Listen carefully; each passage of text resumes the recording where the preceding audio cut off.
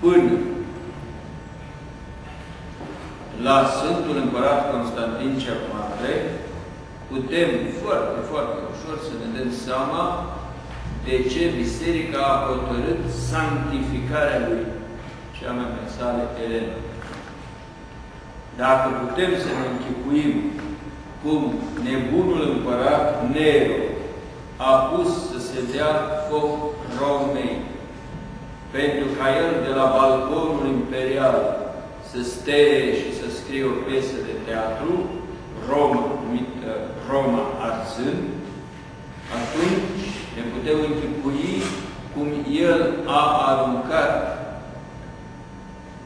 vina pe creștini, întrucât senatul gata să-l destituie.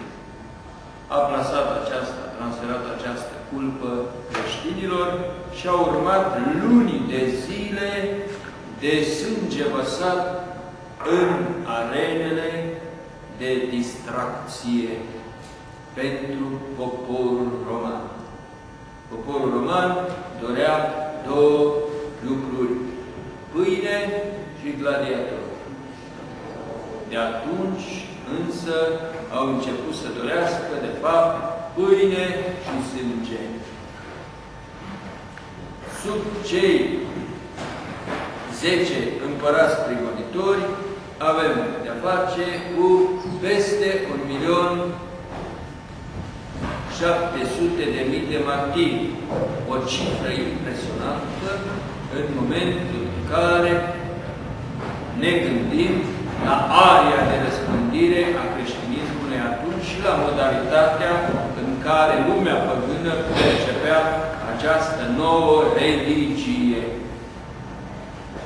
Creștinismul, nu mult după nașterea lui, a intrat în ilicit. Nu era licit, era ilicit. Era în afara legii. Și atunci avem de face cu această luptă de existență. Și existența a ținut cont de vreme. Semnul acesta, adică pește, care în limba greacă veche de atunci se spunea Ichtis, care fiecare din inițiale însemna ceva, Iisus Hristos, Mântuitorul lumii, Iisus Hristos, Dumnezeu Mântuitorul lumii. După acest semn, încotro era așezat capul peștelui, creștinii tot mergeau ca să ajungă la liturghie. Creștinii de atunci și practica de atunci sunt și este acuzatorie situația pentru noi, care uneori nu mergem la liturghie, chiar dacă biserica se află la 3, 5, 10 metri sau la 200 de metri. Când mergem în cortege cu trupul însuflețit al cuiva, din loc în loc facem opriri și citim o rugăciune sau citim din Sfânta Evanghelie. Acestea amintesc de vremea când cimitirele erau rare, uneori chiar ascunse, uneori nu permise, și când creștinii mergeau 10 de kilometri și la răspândii din când în când se opreau și în odihna lor foloseau timpul citind din Sfânta Evanghelie. Așa facem noi în amintirea vremurilor de atunci. Revenind la împărații prigonitori, Diocletian este cel mai aplic pentru că avea o sete de a și chinui, nu numai a omorâ. El ajunsese să arunce în groapa cu var, să le toarne plumb topit pe nări, în urechi, să le taie o mână, un picior, femeilor să li se taie sânii, bărbaților să-i spânzure de barbă, în general să fie prigoniți într-un fel, într-un mod chinuitor. Copiii se despicau în fuga calului, în fuga a doi cali și așa mai departe. De aceea, mai gândindu-ne și la faptul că uneori creștinii legați decât un par, unși cu smoală, luminau parcurile imperiale, imaginea este incompletă a ceea ce s-a întâmplat, dar completă pentru a ne închipui ce a însemnat Sfântul Împărat Constantin pentru creștinism prin edictul de la Mediolan în 321, când declară și creștinismul licit. Nu a făcut altceva decât a dat libertate și creștinismului. El n-a schimbat sâmbăta prin duminică, n-a făcut nimic. A dat libertate și creștinism. La îndemnul mamei sale, care era creștină, el nu era creștin și nici n-a devenit creștin decât pe patul morții, pentru că el deținea funcția de Pontifex Maximus, adică preot, marele preot al tuturor cultelor păgâne. Ori politica Imperiului l-a obligat să aibă această stare, această poziție, care, desigur, în cele de urmă, cu mila lui Dumnezeu, nu s-a întâmplat altceva acolo de făcut decât să reziste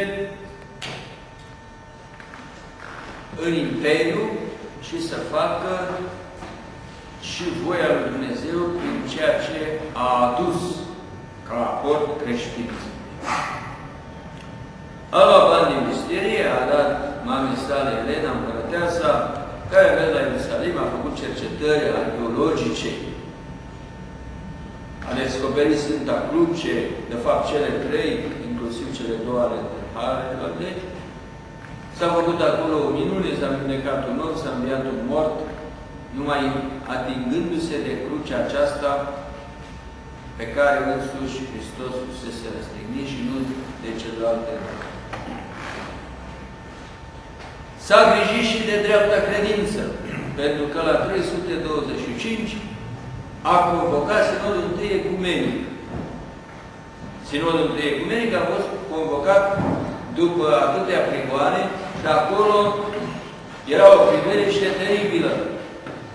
Eusebiu de Cezarea, biograful lui în istoria bisericească, spune următoarele: vedeai, venind episcopii, călare pe măgar sau pe cal sau pe cămilă, unul fără ureche, unul fără nas, unul fără o mână, unul fără picior, unul cu pieptul scrijelit, în arșița soarelui, ca să se stabilească dogma cea adevărată.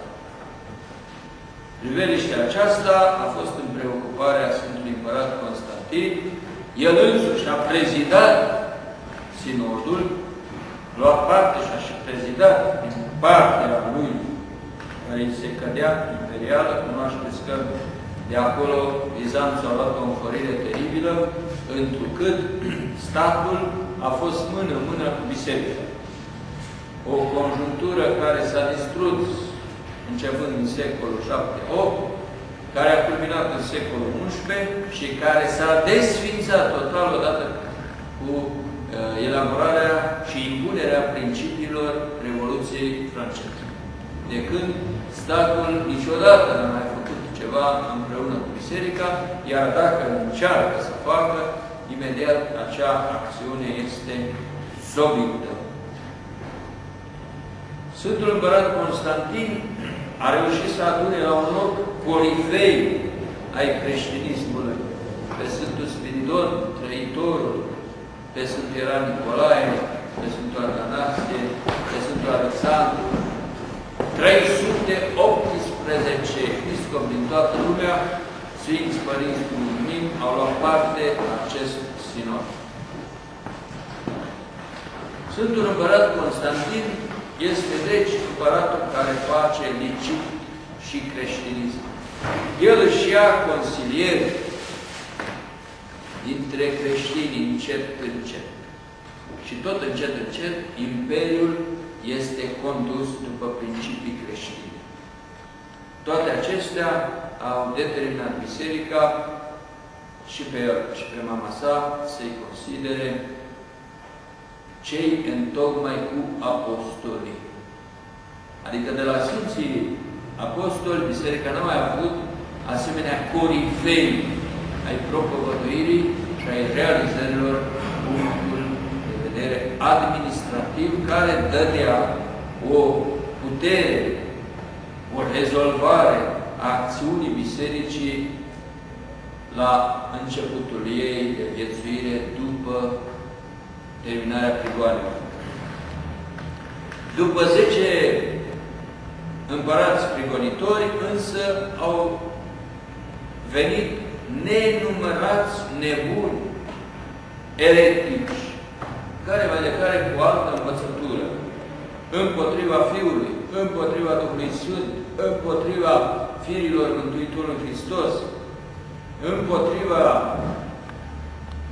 învățăturii despre nașterea din Sfânta Fecioară Maria, împotriva numirilor sfinte, Preasfânta Născătoare Dumnezeu, asta a și rezolvat Sinodul Trei Ecumenic, era numită Născătoare de om, Născătoare de Hristos până la urmă, dar nu Născătoare de Dumnezeu. Toate acestea au fost rezolvate de-a lungul vremilor după modelul pe care a început Sfântul Împărat Constantin să-l impună, el considerând că unitatea religioasă este și dă o unitate a Imperiului care el era conducătorul ales de Dumnezeu. Sfântul Împărat Constantin are multe merite pe care e greu să le expunem aici. Cel mai important lucru este să reținem că Biserica a avut motiv întemeiat să-l considere întocmai un apostol.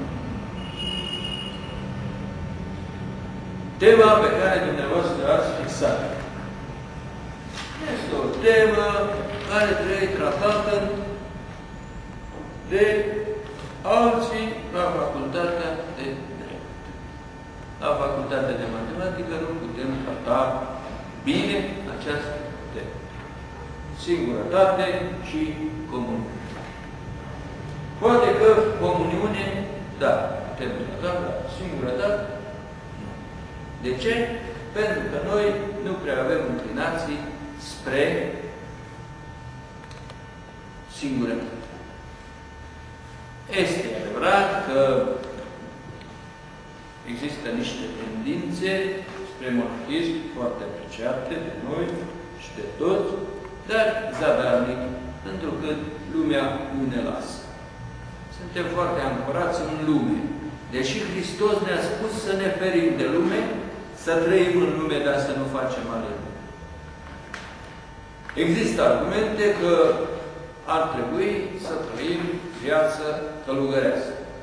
Dar există și argumente în care putem dovedi că felul nostru echilibrat de trai poate să ne situeze în rândul călugărilor.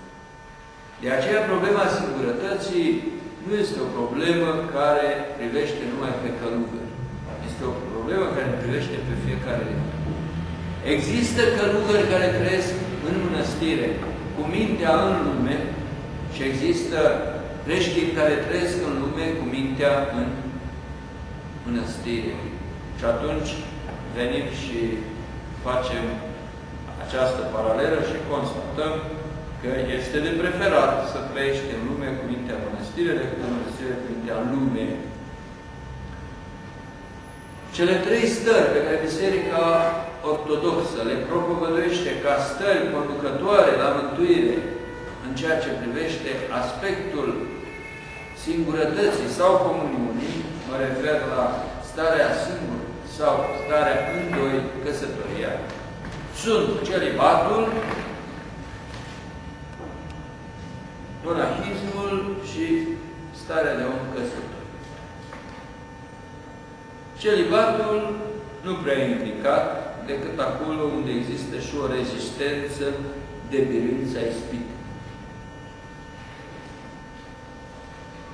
Monahismul este recomandat de Sfântul Apostol Pavel și nu numai, este propovăduit, este lăudat și pe bună dreptate, numai că și acolo trebuie să pătrundă numai oameni cu vocație.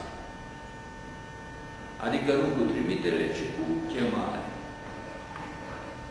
Iar starea de om căsătorit presupune un complex întreg, la care dacă nu luăm seama, mai bine rămâneam așa cum e. În aceste condiții, pentru noi, poate să existe o singurătate în căsnicie. Dar singurătatea aceasta este numai o însingurare, nu este o lipsă de comuniune.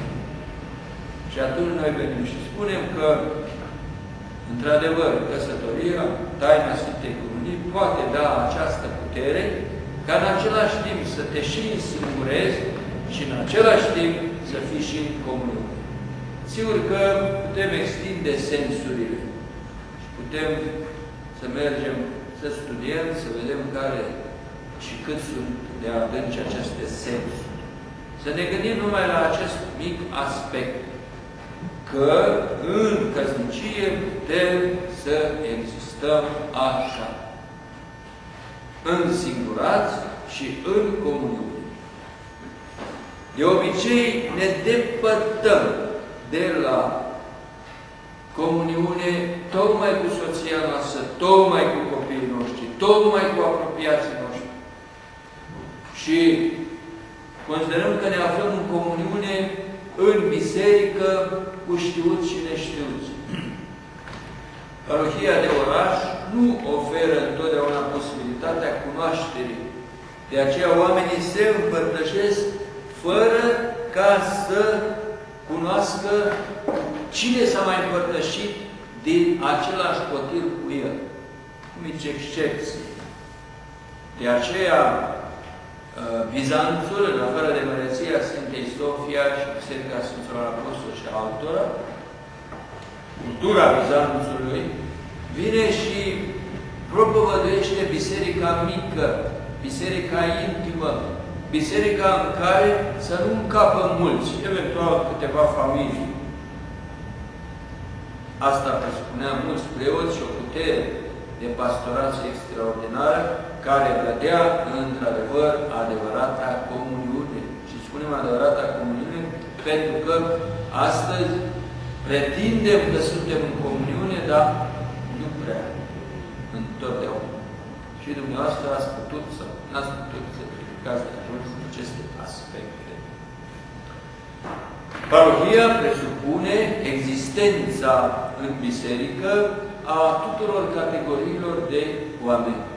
Învățați și neînvățați, bătrâni și tineri, copii, fete, băieți, bărbați, femei, puternici și mai puțin puternici, bogați și cei care nu se pot descurca și așa mai departe. Aceasta este biserica.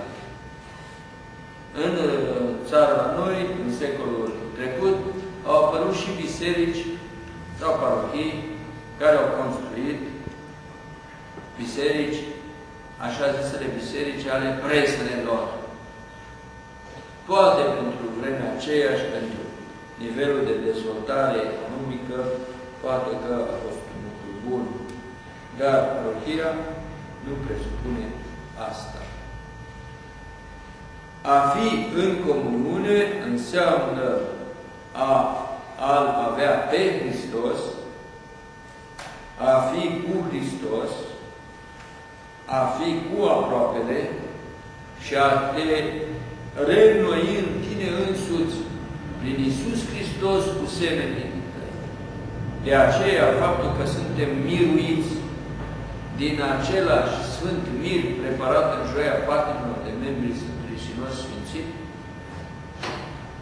Pentru noi, românii ortodoxi, înseamnă mult, ca să nu zicem că nu uităm nici românii din afara granițelor, pentru că și lor li se trimite tot din acest cazan mare în care se prepară Sfântul Mircea prin mulțimea rugăciunilor de Joia Patimilor, prin unii poate ați asistat, se sfințește.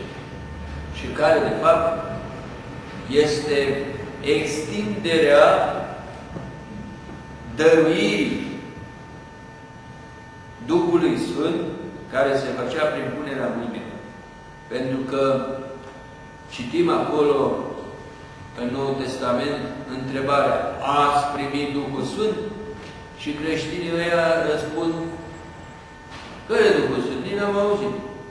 Păi cum voi n-ați fost botezați? Ce ba da.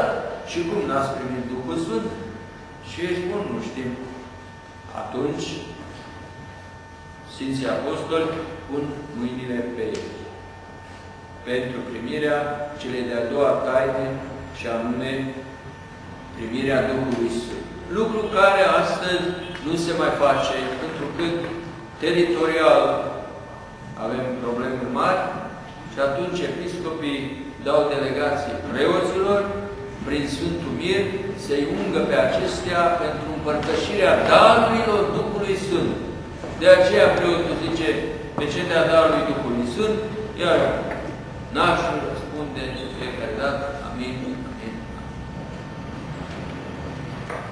Iar cel de-al doilea aspect al comuniunii este prezența noastră în biserică, împărtășindu-ne în același potir. De aceea, faptul că nu ne împărtășim, pentru că suntem opriți de la împărtășare, pentru că încă nu ne considerăm vrednici, face să nu ne mai situăm singular, indiferent. Face să ne situăm în poziția omului vinovat că nu ne-am împărtășit cu toți ceilalți. Iar din partea celorlalți primim o admirație că am înțeles starea și atunci pornim la ideea că există și un al treilea fel de a ne împărtăși, de a fi în comuniune, adică a admira pe ceilalți, a ne ruga pentru ei, a citi din Sfintele Cărți, a ne ruga cu ei în Sfânta Biserică și deci a fi în comuniune. Omul este făcut să trăiască în singurătate, dar nu singur. De aceea vă spunem că omul nu poate trăi singur. Și atunci, această singurătate, Dumnezeu a înțeles să o plinească în Geneză, prin crearea femeii, iar în cazul în care nu ne căsătorim, singurătatea aceasta trebuie să fie umplută, viață să aveți și mai mult decât aceasta să aveți, umplută mai mult de Iisus Hristos și Sfinții Săi, pentru care este minunat. Observați deci că cei doi termeni, pe de o parte, se opun și pe de altă parte se atrag. Maria Egipteanca, Sfânta noastră, în săptămâna 5 a fost, este găsită de Zosima, acel călugăr preot din acea mănăstire, care avea rânduiala asta de la Florin. Toți călugării mergeau de la săptămâna 1 a Augustului, mergeau în pustiu, iar de la Florin, începând cu floriile, reveneau în mănăstire. De ce? Pentru că iară să se cuminece, adică iară să fie în comuniune. Dar ei rupeau o comuniune, o apropiere fizică de a fi fost împreună la slujbă, pentru a accentua, pentru a amplifica o altă comuniune, aceeași de fapt, dar manifestată altfel, în pustiu, unde ei se simțeau mai apropiați prin rugăciune de Dumnezeu și nu se uitau nici unii pe alții în rugăciune și iarăși erau împreună și iarăși postul celălalt se despărțeau și mai departe. Desigur, dacă a spus tema asta, înseamnă că vă interesează, deși noi trăim niște vremuri cam dure, tema este pretențioasă. Dacă doi, adică din cuplu, așa se zice acum, nu sunt conștienți exact de ce înseamnă însingurarea și ce ar însemna în același timp comuniunea, apar probleme. Pentru că unul deja a înțeles să trăiască în Dumnezeu și gustă din Dumnezeu și celălalt n-a înțeles și nu poate să înțeleagă dulceața lui Dumnezeu. Gustați și vedeți că bun este Domnul. Ne îndeamnă Psalmul 33. Hai! Ce căutați? O persoană sau un loc? Și o persoană și... Caut un om este imperativul de treabă. Diogene se plimba pe acolo cu felinarul, ziua de amiază mare în piață, ăia râdeau de el, ce erau crezători, și nu rămâi nebunule cu felinarul ziua. Și el zicea mereu, caut un om, caut un om, caut un om. Iar în Noul Testament vine și ne spune, n-am om. Adică slăbănovul ăsta de 38 de ani, asta zicea. N-am om, caut om. El prelua antichitatea, caut un om, Diogene, cu strigătul, n-am om. Ei, acum avem de-a face cu acela. Nu avem oameni. Nu găsim un om să schimbe, un om să trăiască, un om care, prin exemplu său, să ne determine și pe noi. Căutăm om. Și, din păcate, nu găsim om. Căutăm om și găsim alt fel de om, care nu mai este om. Ce zicea Antichitatea? Asta, ăștia, păgânii de latin. Ziceau, homo homini lupus est. Și Hristos le-a dat peste capul meu. Homo homini Christus est. Omul pentru om este Hristos. Om pentru mine este Hristos sau nu este Hristos? În sensul că îl tratez ca pe Hristos sau nu? Că dacă nu, atunci nu mai mă pot pronunța, nu mă mai pot mândri cu 2000 de ani de creștinism pe care îl vedem afișați pe toți pereții acum și în tot Occidentul se luptă să trăim acest jubileu care nici măcar nu e real. Că mai este. Până în 2034 se pare că avem de face cu 2000 de ani de creștini. Da? Haideți să zicem, de la nașterea Mântuitorului, având în vedere că și noi românii am fost creștini înainte de Hristos, în sensul că am avut această predispoziție și închinarea la un singur Dumnezeu, asta, da. Așadar, să ne însingurăm, dar să nu fim singuri, să fim în comuniune, dar nu oricum, să căutăm o comuniune reală, o comuniune fără fals, între noi și cu toți oamenii, în limitele în care interiorul nostru, tradiția noastră bimilenară ne permite, și cu asta am încheiat discursul de azi. Din care n-ați înțeles nimic, Pentru că nu aveți cum să înțelegeți dacă puneți asemenea teme. Cum a spus și voi tema, așa am răspuns. Singurătate și comun. Păi asta o fi tratat Efrem ăsta de la Matopedul, de unde nu? El ce-a avut? De la drept.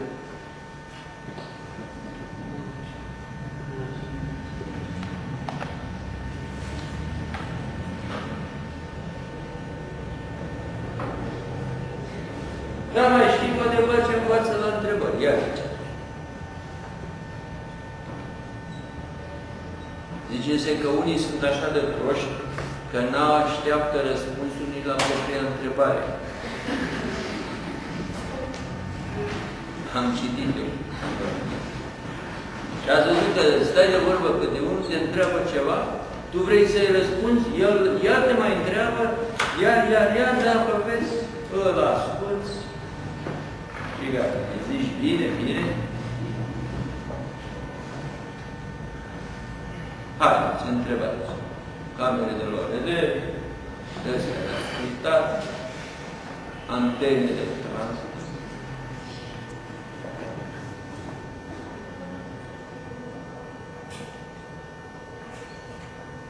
Și mușchi, viespi. Hai copii, ziceți. Ce vreți și ce nu vreți. Și ne-a pus tema, că uite, nu întreabă nimic.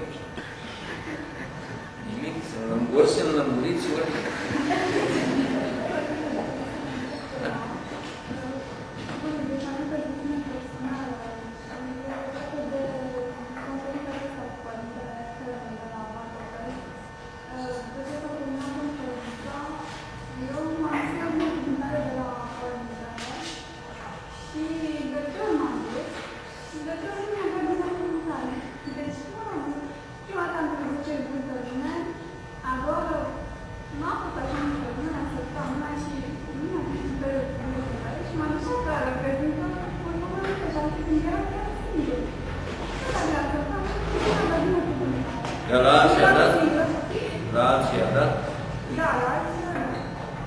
Ce aveai în cap în moment?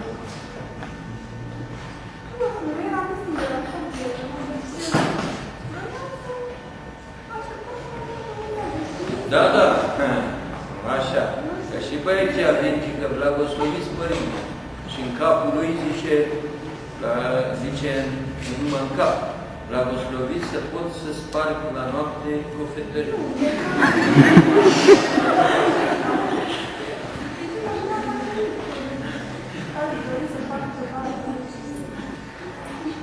Eu. Ești maritată? Poate că s-a prins că vrei să te măriți și zice nu.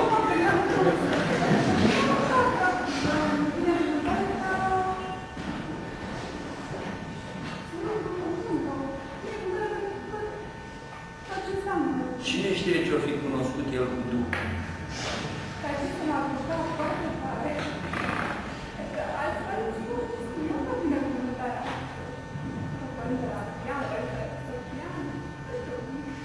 Eu mă gândesc că dacă îți dădea și el, atunci nu mai spuneai problema.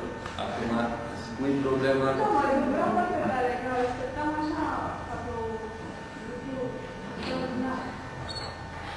Da.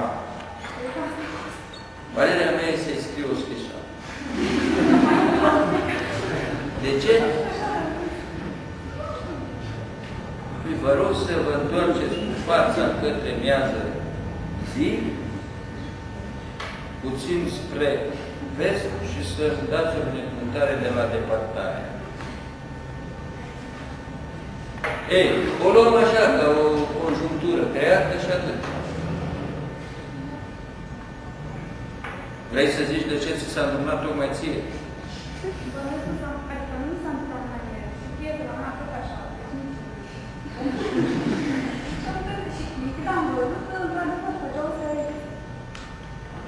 O parte mai zis despre n-ai batit pe cap și m-am informat, mă întrebai și alții, voi ați batit? Cele cu paticile am răgostovit? Nu știu nici asta. Nu. Bănuiesc că da. Grecii n-au batice păcat. Femeile în biserică nu poartă batice. Nu știu de ce. Au o problemă. Nu femeile au o problemă, ci predicatorii. Predicatorii. Bine, hai, dați interesul, fă cât mai bine.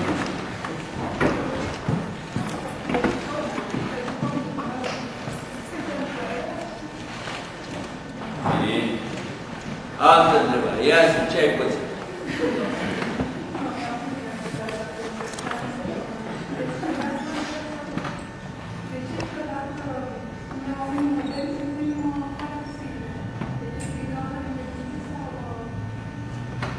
Nu, pentru că am devenit modern. Ce poate să facă modernismul decât să ne strecoare în suflet singurătate? Pentru că în singurare e bine, singurătate e rău. Nu vedeți că văduvii se plâng. Vai, sunt singur, vai, sunt singură. E rău singur. În realitate n-ar trebui să fie așa. Ar fi bine este bine să fii singur. Pentru ca să te poți însingura. După aceea, nu știu dacă observați că există un fenomen psihologic foarte răspândit, și anume dacă o fată este cam singură, se creează așa în sufletul ei o altfel de opinie. Încearcă să nu mai fie singură. În realitate, este bine dacă reușește să fie singură. Sau încet să-și pună problema de ce e singur. Și ca să nu mai fie bărbatul singur, ați văzut cum zice la afacere. Că Dumnezeu a creat în Eva o aplecare spre bărbatul ei. Și asta este adevărat. Asta însă vă poate explica mai bine Părintele Constantin Pomul, că el știe cum e asta. Adică felul în care femeia este, când zic femeie, mă refer de la sex, nu la poziție de fetiță, băbuță sau altă. Femeia este de la până la femeie. Da. Așa că nu se vă probleme. Altă. Ia.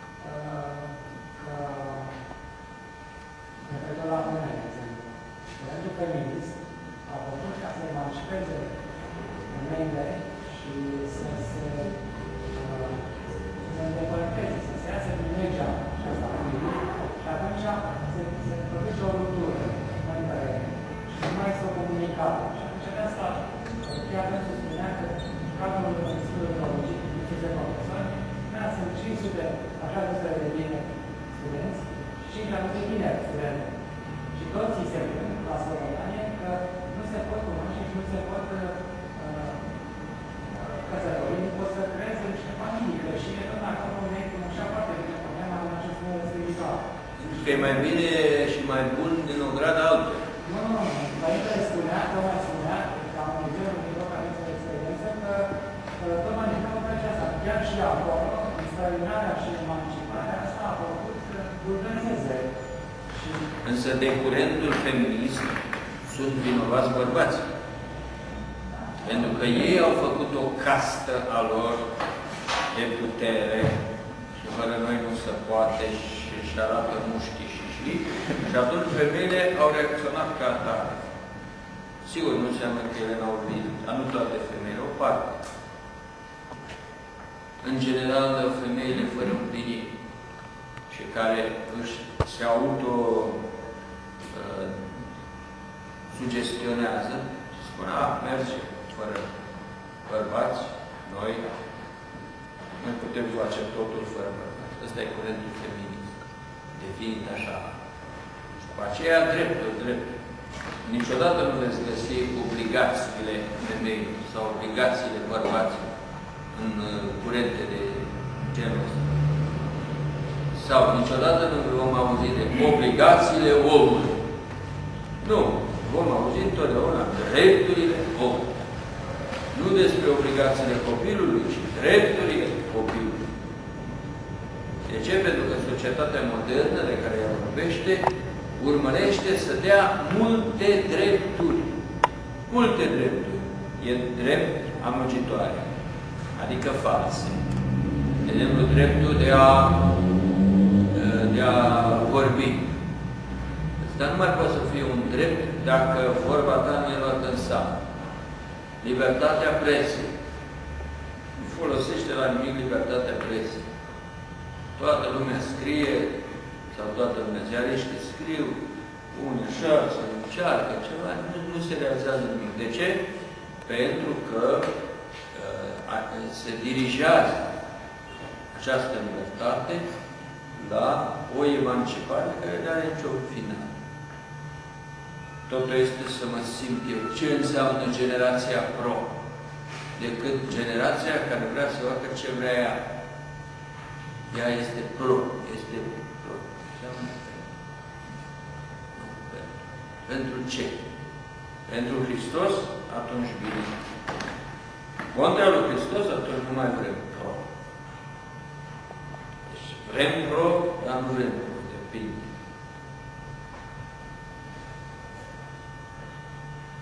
Mai întrebați ceva? Atunci mergeți la casele voastre.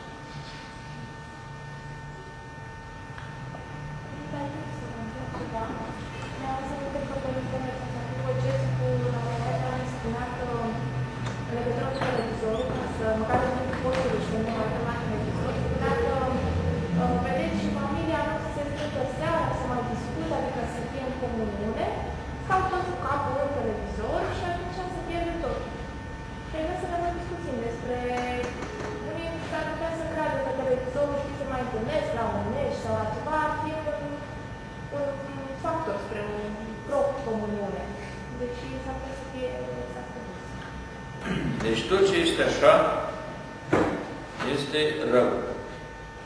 Tot ce este așa, este bine. Adică așa cum ziceai, familia adunată așa, da. Familia adunată așa, nu este bine. Familia aliniată așa și așa. Nu e vorba numai de televizor. Este vorba în general, dacă ai o direcție bine stabilită, familia nu mai este împreună. De aceea noi în biserică nu stăm ca aici, ne stăm așa. De aceea tot așezăm strânile pe acolo, pe lângă perete, știți, ca să facem așa. Aici este un aspect psihologic foarte atent, dacă vrei să le iei sau, dacă nu e nicio problemă. Care e problema argumentului? Grozăvirea e faptul că poți să mănânci așa. Adică șofer, nevastă, tată, mamă, copii, aici la Evarie, mai mergi 2 metri, primești asta și toată lumea mănâncă așa, mergând. Sau chiar dacă stă mașina, dar mănânci așa, nu mănânci așa. Ori masa e un act de cult. Ce act de cult e aia? Rugăciune nu, împreună nu. Știți că străbunii noștri făceau mesele rotunde.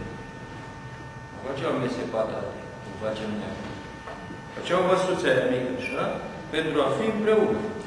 Ca să nu vorbim că la o asemenea masă, în cap, câți vrei tu.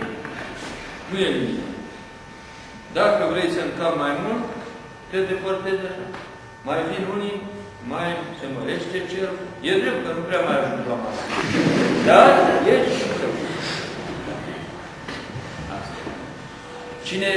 Cine aude și zice, uite lume ce zice cu McDonald's.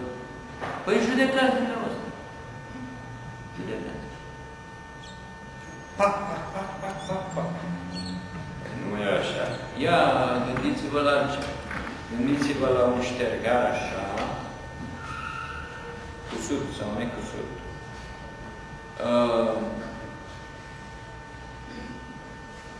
Tăiem brânză, copiii salivează, tăiem așa, ceapă, unul își măghește de acolo ceva, mama, și după aceea, în genunchi sau stând pe iarbă, mănâncă. Este altceva. Este o mare diferență. Da? Ăsta distrug. Este un aspect. El pare minor. El repetat, el gata. Adică televizorul este un instrument bun, dacă e folosit bine, și un instrument rău, dacă e folosit rău. Cine poate să stabilească când și cum să-l folosești, foarte discutabil. N-am găsit până acum. N-am găsit până acum un om să-mi spună, uite, îl folosești așa și nu așa. Mai ales acum nu se poate controla. Nu te poți tu controla. De ce atunci oamenii de mare greutate spirituală nu privesc la televizor? De ce? Pentru că sunt foarte deștepți și nu vor să se deregleze. Deși unele lucruri de la televizor sunt foarte bune, dar el nu se poate controla. Și atunci, pentru că nu se poate controla, nu privește. Și noi zicem, uite, domnule, ăsta ai bătut în cap, nici televizor n-are. Dar noi nu știm de ce n-are. Pentru că el nu crede că se poate controla. Și atunci nu are. Deși el avea nevoie. Eu sunt sigur că mulți din marii noștri duhovnici ar putea ține un alt fel de predici, poate mai la ureche, dacă ar avea informația ce se întâmplă în lume. Dar nu se pot controla. Voilà. Altceva. Deci, cu televizorul am terminat. Nu mai trebuie de televizor, altceva.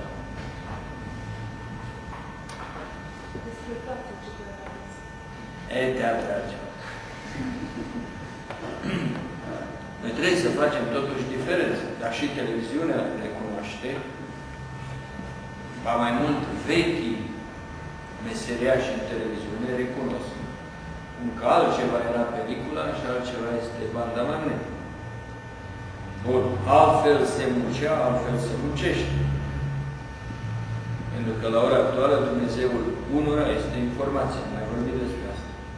Și am trecut de la un Dumnezeu difuz, confuz, în capetele unor, la un Dumnezeu concret, real, palpabil, numit informație. Și părinții noștri își dau tot interesul pentru ca să fim foarte informați. Și noi ne dăm tot interesul să fim foarte informați. De aceea cumpărăm ziare, de aceea mergem și privim pe internet. Mama, tata muncesc acolo să ne ia calculator, pe urmă iar mai muncesc ca să ne cuplăm la internet. De ce? Ca să avem multă informație. considerându-se că un om cu multă informație este un om capabil să rezolve, să iasă din situații, să se realizeze, etc. În realitate nu este așa, este o față a lucrurilor. Este, adevărat, o față. De ce? Pentru că este prea mult, este enorm.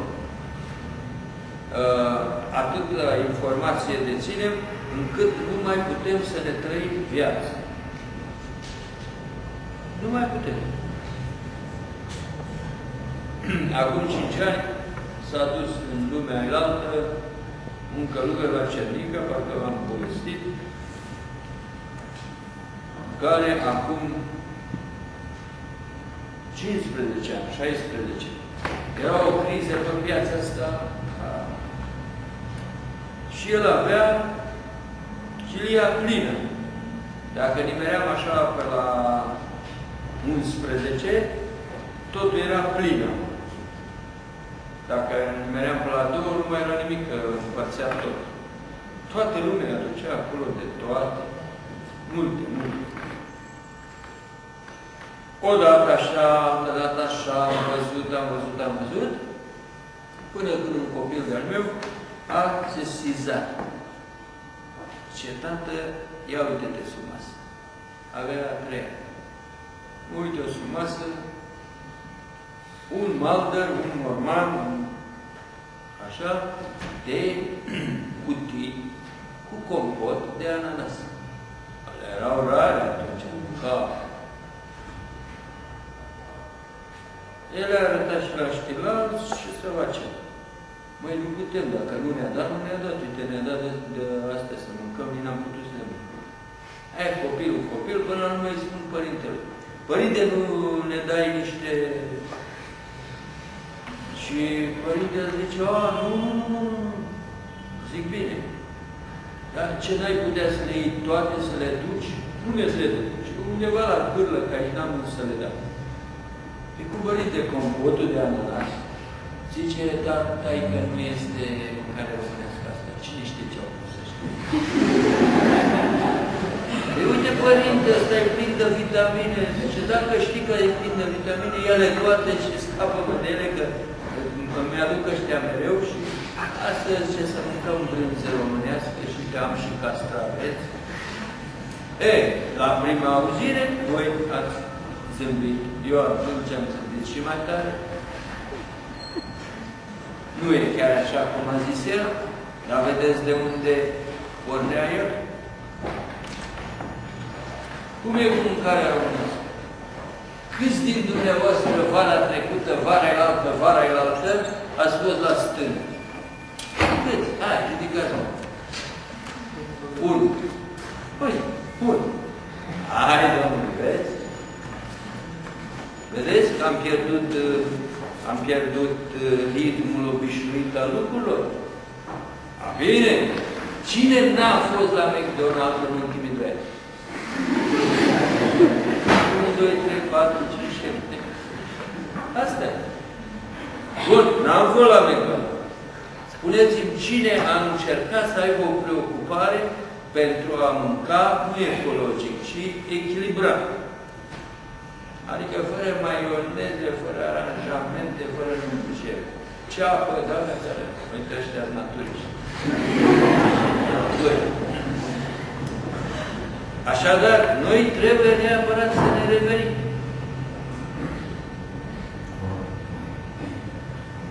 Câte haine ne-am făcut în ultimii 3 ani?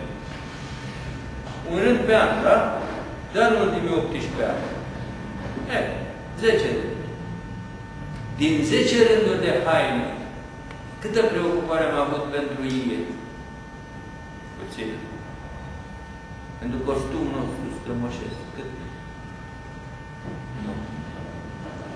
Câte dintre dumneavoastră, fetelor care urmează să vă măritați, ori până în Rusalii, ori după Rusalii, că de Rusalii nu se face nimeni, vreți ca la nuntă să aveți costum național adecvat, mirese, bineînțeles. Adică nu orice, două. Până sau după. Cum facem să ne revenim? Am spus eu mereu. că trebuie să creăm semne de întrebare și de mirare. Să uite lumea pe stradă la noi. Și mă costă. Ia uite ce bun s-a plecat. Unii zic așa, unii își dau poate, unii se iau de tine, dar tu reînvii ceva. Și dacă nu reînviem ceea ce a început să moară, o să moară de tot. Cine mai întreabă ceva? Cum?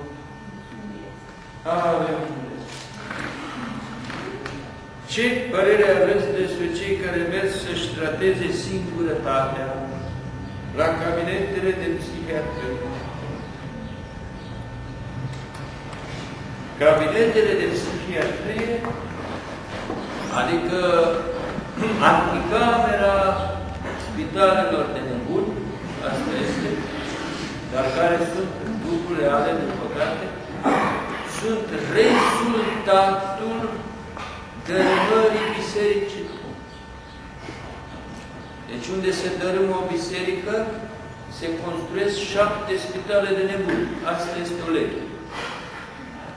O să ziceți, bine, dar ce s-au dărâmat multe biserici? Nu s-au dărâmat. Și care s-au dărâmat, asta este. Da, nu s-au dărâmat. Sau puține s-au dărâmat. Sau, da, chiar dacă s-au dărâmat, preoții tot au mers acolo, acolo, acolo.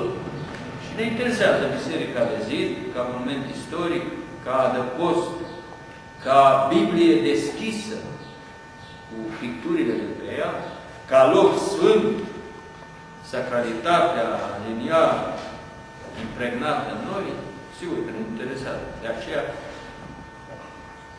una, a doua, ați văzut când a fost mutată, ne-am bucurat, mutatul de acolo, acolo. Tot a fost bine. Și ne-a dorit când s-au dărâmat până sau asta. Dar pe noi ne interesează în special Biserica Vie, care suntem noi. Toți cei botezați urmează biserică. Totuși, s-au dărâmat bisericile vii. Și atunci au apărut cabinetele de psihiatrie în locul bisericii vii. Cine reglează viața în biserică? Duhovnicul, prin spovedanie. A dispărut spovedania, adică lucrarea de iertare a bisericii, a lui Dumnezeu prin biserică, au apărut cabinete. Din fericire, psihiatria este o știință pe care noi o admitem ca știință. Mai grav este celălalt aspect, care nu e nici știință, nici religie. Adică ăștia cu bio, felul în care procedează, e neștiințic.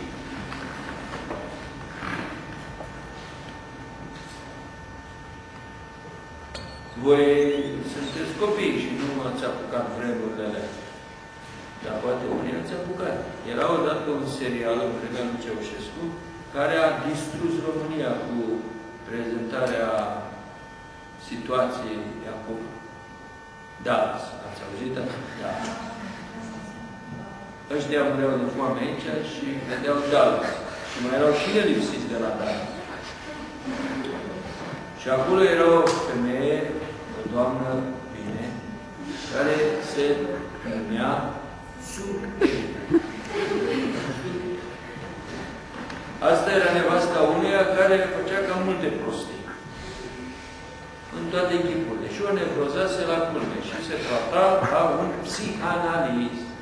Și tratamentul ei dura 3 săptămâni și vindecarea ținea tot 3 săptămâni. Și după 3 săptămâni, iar o lua la zi, iar punea mâna pe telefon, iar vorbea, iar se ducea mai... Concluzia mea de atunci a fost așa. Unde nu este spovedanie, este nevoie de psihanaliză. Avantajul spovedaniei este anularea păcatului, iar psihanaliza nu reușește decât să îndulcească puțin o stare de fapt. Dacă e făcută științific, bineînțeles.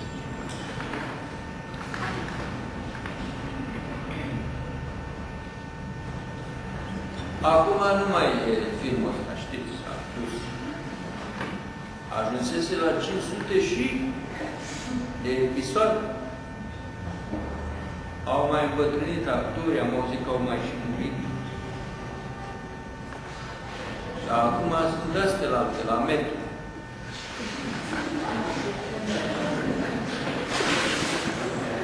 Dar nu-i vorba de dumneavoastră. Dumneavoastră sunteți aici, în mijlocul Bucureștiului, distingeți. Într-o zi, întreb. Măi, te-am chemat la mine, n-ai venit. Părinte, am venit acum, e acum. Și era un film de ăsta serial, o telenovelă la 5 la 6. Și zice, părinte, pe am văzut și eu, și a pronunțat numele, nu știu dacă l-a pronunțat bine, dar nu știam și n-a fost important așa. Zic, ce am?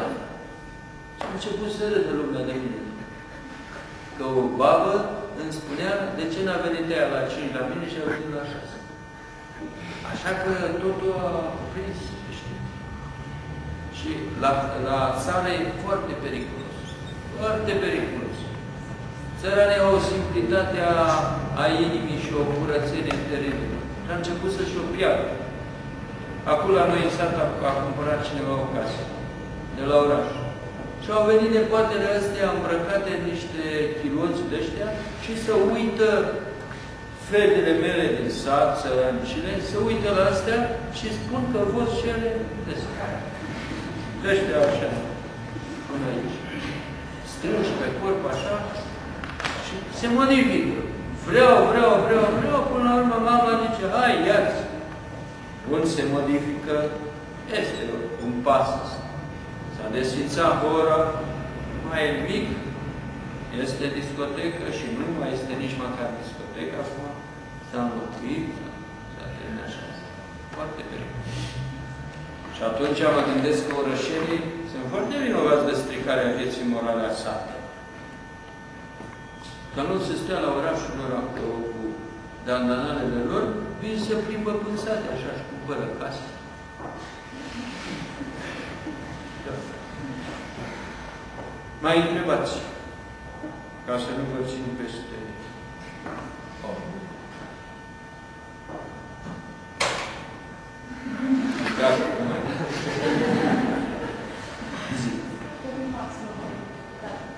Cu cine? Nu te-am lămurit că... Deci, când e vorba de actă, este altceva. Acum depinde. Uneori avem nevoie numai de actă, pentru că n-am făcut niciun progres. Alteori putem trece mai departe. Atunci nu mai avem nevoie de nimic. Unii avem nevoie de Beethoven, alții nu mai avem nevoie. Alții nu putem să-l percepem cu asta și dacă este ceva muzică de asta, gata. Zicem că ne-am condiționat. Și apoi venim și spunem că pe cât toate acestea pot folosi, nu le putem interzice. Sfântul Ioan Gură de Aur făcea așa o categorisire care, care, nu, cum, și a luptat el împotriva teatrului, dar nu împotriva teatrului sănătos, și împotriva teatrului păgân, care încerca să inducă multe aspecte, și idolatre, și de desfrânare, și de încurcare a minții și așa mai departe. Acum, dacă e să alegem, deși binele e bine dacă e făcut bine și răul nu poate fi ales, chiar dacă e mai puțin rău decât altul, atunci, între cinematograf și televizor aleg cinematograful, între cinematograf și teatru aleg teatru, între... așa mai departe. Depinde de măsură. Care ți-e măsură? Îmi spun cu părintele, să nu mă duc eu la teatru de 2 ori pe săptămână, că nici nu vreau să aud. Alții spun, aici. Liturghia de măsură, uite cum e percepută liturghia ca jertfă, ea de măsură. Că nu e liturghie, trebuie să fie de ceva. Și Ce se întâmplă la Moscova? Sfintele Moaște nu. Tinerii totuși simțeau nevoia să fie undeva un simbol. În biserică erau Sfintele Moaște, la piciorul Sfintei Mese, acolo se logoteau, se comunau, erau în fast anume. Atunci a trebuit inventate falsele moaște. Adică lemn, congelat, conservat, cu toaleta făcută zilnic sau cum se așa, și ăștia se duceau acolo, duceau și la coadă. Și aia se numea comunie. Nu știți asta, nu știu. Ați născut foarte târziu. Da, acolo se făceau căsătorii, la catafalcul Lenin. Pentru că omul simte nevoia de moaște. Asta nu era o moaște. Dar se încerca o înlocuire. N-ar ținut, puțină vreme. Dar se încerca. Bisericile erau construite pe mormintele Sfinților. Când n-au mai fost atâtea mormintele Sfinților sau nu le mai cunoșteam, atunci luam parte din corpul Sfântului și puneam la piciorul Sfintei Mese. În vremea Sfântului Împărat Constantin, biserica era sub pământ, în catacombe. Flacăra credinței bisericii vii a izbucnit și Dumnezeu a scos din catacombe biserica vii. Și atunci s-a dezvoltat și biserica materială. Justinian, împăratul, a zis, te-am învins, Solomane. Mi-a văzut Sfânta Sofia, a zis, te-am învins, Solomane. Și nu numai Sfânta Sofia. Vă puteți închipui, să închipui împreună câte cruci există în lume. De câtul oameni, pe turlele bisericilor, în cimitire, câte cruci. Vă închipuiți ce a lăsat să se dezvolte cartea, cultură, biserica, clădirea bisericii de zi, de material, cultură, sculptură, muzică, totul în biserică. Când? Când flacăra credinței a fost puternică. Dacă flacăra credinței bisericii vii scade, atunci Dumnezeu, direct proporțional, permite dărâmarea bisericilor de zi. Așa că de dărâmarea bisericilor 28, 29, 38, cât au fost, în final, nu sunt de vină numai ăia. Pentru că comuniștii ăștia erau tot în mâna lui Dumnezeu. Ne devină noi prin scăderea acestei flăcări vii a credinței noastre. Atunci, atenție! Dacă nu suntem puternici în credință și nu ardem ca niște flăcări vii, ca să propovăduim adevărul care este însuși Hristos, atunci Dumnezeu iar mai permite câte ceva, nu știm în ce formă. E adevărat. Biserica vie face să se dezvolte biserica de zi. Nu invers. Așa, mai întâi. Vedeți dumneavoastră cum am ajuns la McDonald's, la Bizanț, la Justinian, la Ceaușescu, ceva de vis aici. Asta a întrebat voi, ce să vă fac? Ziceți. Iar mai avem un pic. Zice așa, credeți că noi care ascultăm suntem în comuniune? Nu pot să vedem. Ar trebui să fim. Eu cred că suntem, că dacă nu plecați, mă gândesc. Ăștia alți care, patru care au plecat, au niște probleme acum, niște întâlniri. În parc. Am auzit că la anumite confesiuni, oamenii se cunosc toți. Așa e. Credeți că este o problemă de organizare? Și de organizare. Cred. Există impresia că la o biserică ortodoxă oamenii sunt individualiști? Nu sunt individualiști. Sau sunt și... Asta nu problema păcatului este. Problema este că oamenii nu se cunosc. Oamenii se înghesuie într-o biserică și nu-l lasă ăla să se închine, pentru că e acolo așa. Dar nu se cunoaște cu celălalt. După aceea pleacă acasă, nu se mai fac agapele în curtea bisericii, ce se mai fac? Care-i comuniunea? După aceea nu se invită măcar unul pe altul la masă. Azi, duminica asta eu, duminica altă tu. Nici asta nu se mai face. Care nu înseamnă comandă, milostenie. Înseamnă manifestarea dragostei. Agapă, agapi, dragoste, iubire. Cum am putea să ne apropiem de așa? O să reînviem agapele, care nu au mai rămas decât de hramă. Mai facem câte o agapă de asta la hramă și atât. Greu.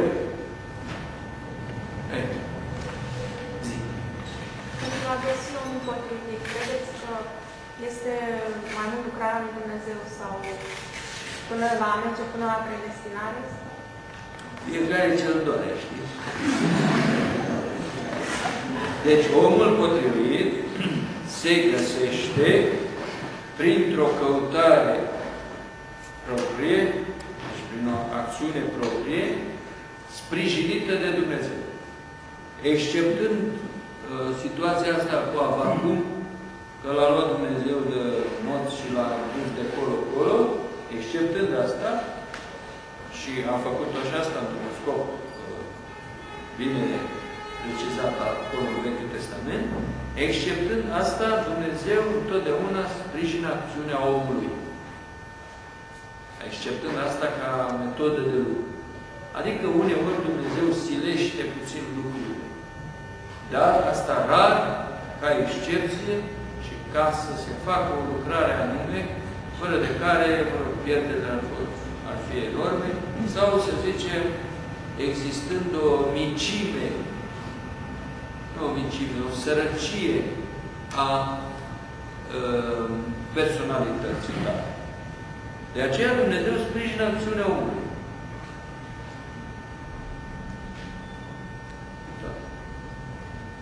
Uite cum a acționat unul la Târgu Neamț. A acționat așa. A venit pe aici pe București, a mers la Mănăstirea Antib, a lucrat la metalurgie, nu știu la ce industrie, aici, la ceva, zil, și l-a apucat vreo 36 de ani. Nu s-a însurat, de la 18 ani se lupta să se însoare și nu a reușit.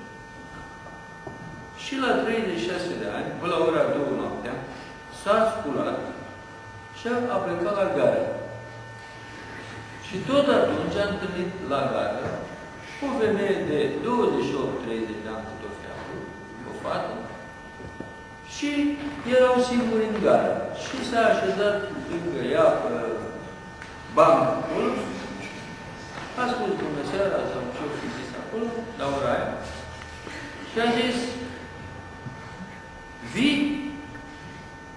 Și a zis, merg. Caz real, tot așa să beam și eu, și am vrut să l-am chemat în altul. Ia mai zi, mă, părinte, vă rog să mă credeți, m-am rugat 18 ani. 18, de când m-am hotărât, 18 ani. Și nu ne însuram. Am cunoscut fete, am credincios, mergeam la Antib, mă spovedeam, mă împărtășeam, eram cinstit, eram corect. Aveam păcatele mele, dar îmi dădeam interesul pentru așa. Și într-o noapte m-am trezit supărat în cauza asta. Și m-am dus la gară. Dacă vreodată el am la îndemână lumea, câteodată ne mai vedem, vei aduc aici să ne vedeți. Au 4 copii. N-au urmat fericire, că acum au mulți ani, au 50 de ani, dar complicat, au crescut copiii greu și mai departe. Dar toți copiii sunt bine. Sunt la școli bune, dar fără niciodată cu casă, numai cu chirie, pe acolo, pe acolo. Așa că se întâmplă așa. Dar tot, deci Dumnezeu a rânduit ceva, dar El a acționat, nu a stat așa. S-a dus la mea.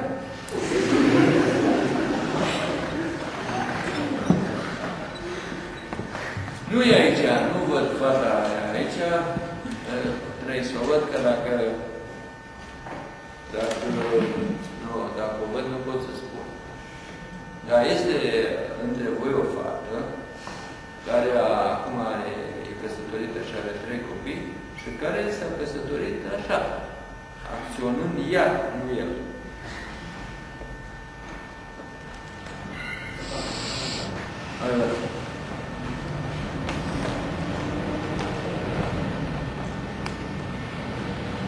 Deci prin 90, 91, 92, 93 și chiar 94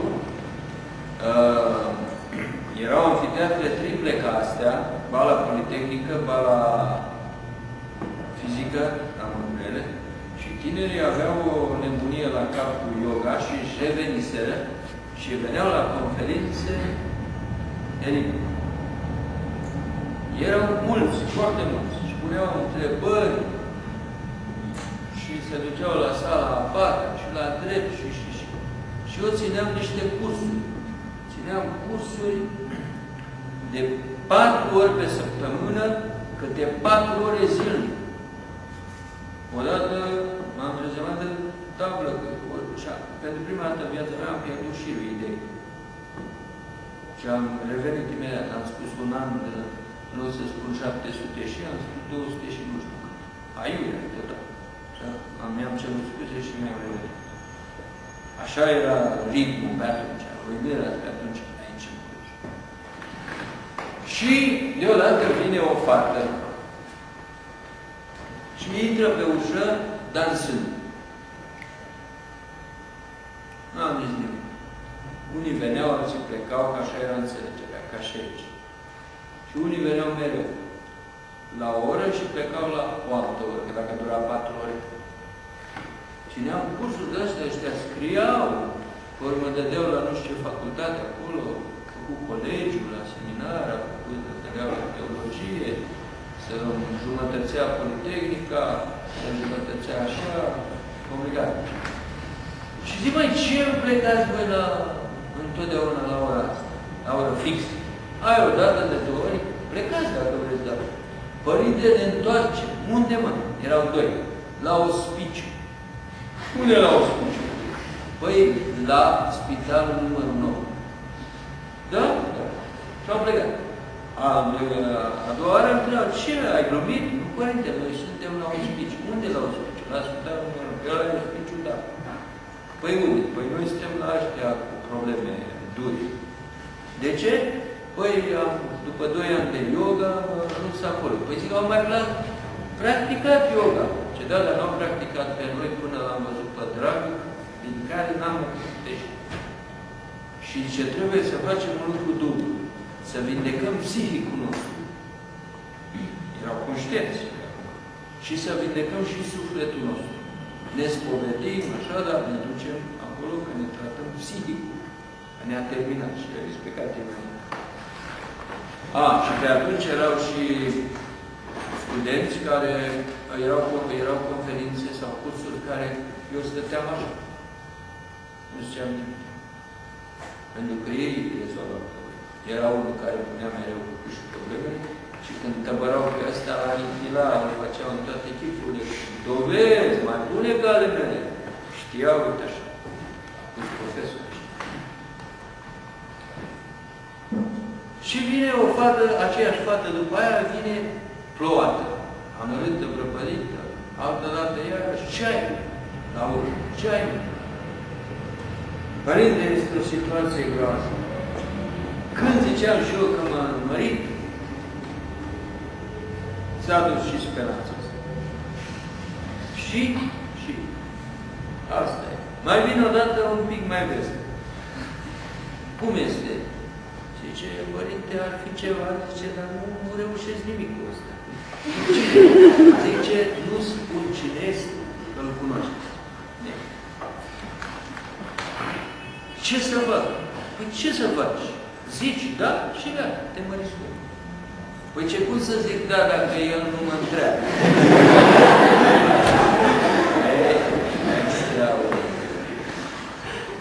Păi uite, nu așa direct, când te invită la cofetărie, nu mă invită.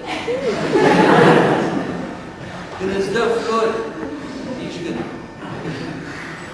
Îți place de el, da? Nu știu. Zic, uite, hai să facem un plan. Mâine îl invit la cofetărie. Bine? Părinte, se poate. Măi, încearcă. Și am încercat. Și iar a venit dansând. Ăștia nu știau de ce dansează. Eu îi ziceam, stai jos, ia jos, la mușițe. Și mă întrebau ăștia, părinte, ce are de bine dansând? Zi, mai are și au bucurie. Plecau toți, la urmă, ei, cum e? Ce părinte l-am invitat? L-a invitat, da. Și a venit. Și ce era o înghețată atunci, încă mai era semnea, cred că și-a plătit. Sau o prăjitură, nu știu dacă e înghețată sau o prăjitură. Profiterul. Și i-am dat un profiterul. Și, zice, a mâncat tot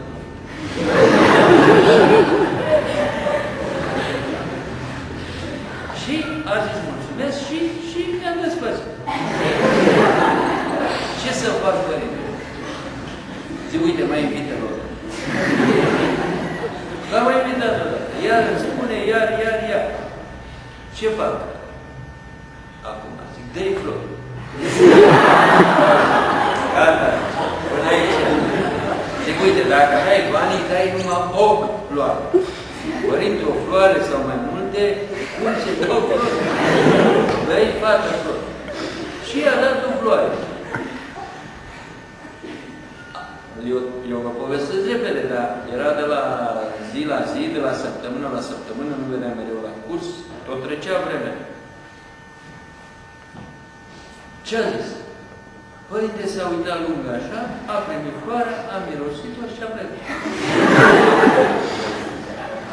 Eu îl cunoșteam pe ăsta ca în palmă, dar nu puteam să mă amestec în problema asta. Ce fac? Zic că știu că nu se convine ce. Zic și eu, cum se spune la restaurant. Repede. Încă o dată. I-a mai dat o floare. Vine fata dansând, dar nu așa, dansând. S-o păină așa. Vine așa, știți? Așa. Nu aveam ce să facem, pentru că era o ambianță așa, să zicem, ca acum. Adică, nu puteam 4 ore să numai să predăm și să vorbim, să răspundem. Mai erau și destine. Rămâne la urmă. Și zic, cum, ce reacție a avut? I-ai dat iar o floare, nu? Da. Și ce reacție a? Părinte, nici nu vă închipuiți. Păi, nu mi hai, zi tu. Părinte, a luat floarea, a mirosit-o, m-a pupat și a plecat.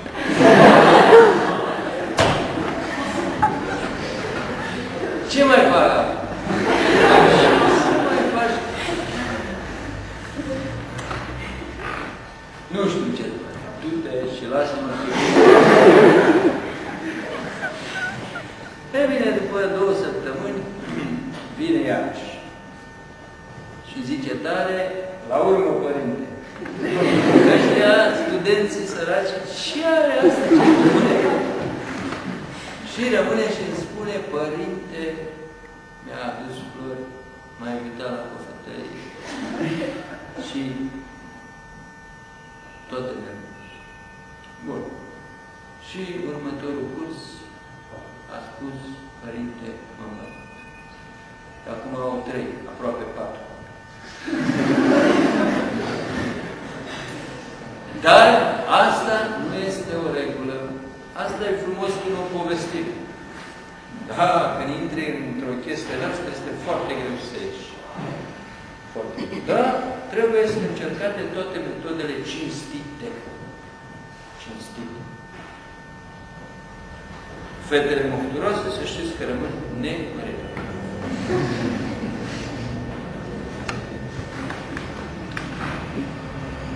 E bine așa, îți faci relații cu studenții, îți asiguri viitor. Cum e cazul.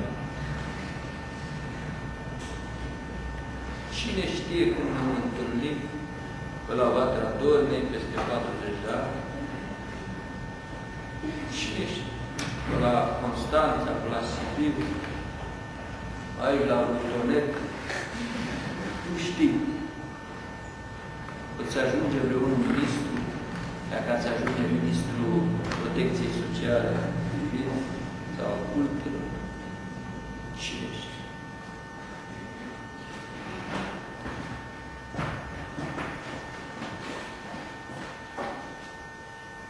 Că unul de la fizică,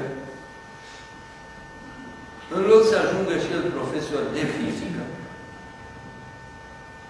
a ajuns altceva.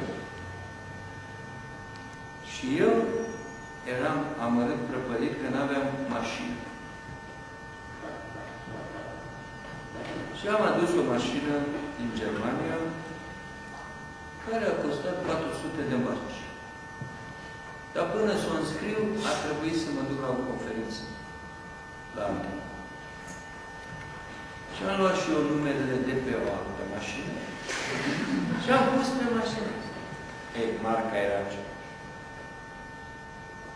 Și când am ajuns la Giurgiu, prezint cartea verde și pașaport și vine un vameș la mine și zice talonul. Talonul? Da, talonul. Talonul ăsta mașină. Păi zic, am carte verde, în străinătate se merge așa. Nu, talonul. Mă gândeam, zic, ăsta cineva m-a văzut schimbând numerele și când colo să uite el în talon, dumneavoastră sunteți părinte de națională. Să știți că am fost la cursurile dumneavoastră la fizică. Da? Da. Și ce cauți aici? Zice, părinte, n-ai loc cu fizica asta nicăieri și am sunt și eu vameș aici.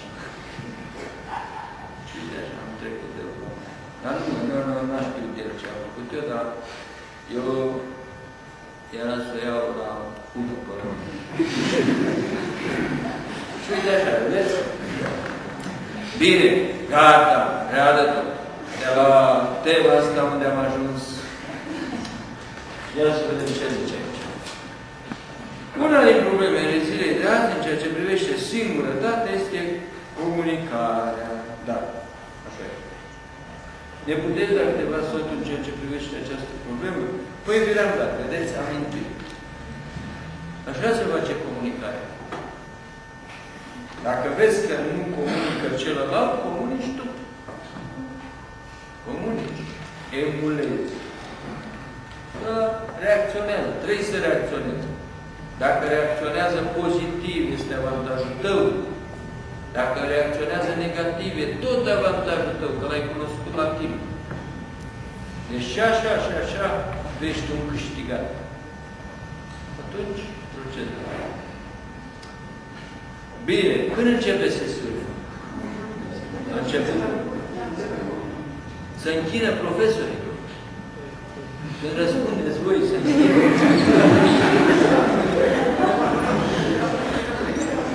Sau voi vă închinați când întreabă. Începe sesiunea.